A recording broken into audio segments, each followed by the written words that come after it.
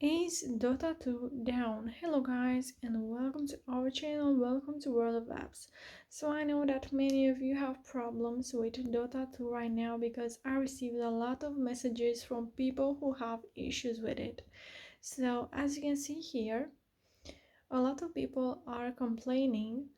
Some users reported some problems at Dota 2 and right now there are over 4,000 reports, and most reported problems are server connection 95%.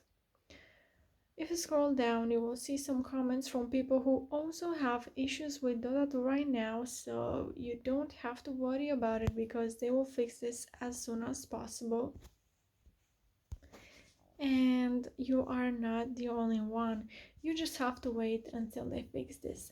So if you do have issues with Dota 2, you can comment in the comment section down below your thoughts, your questions, if it's still down, if it's up, what is not working for you, and I will make sure to answer to your comments as quickly as possible. You can also like this video if it was useful, and subscribe to our channel for more updates about this topic so you can be notified once we post an update.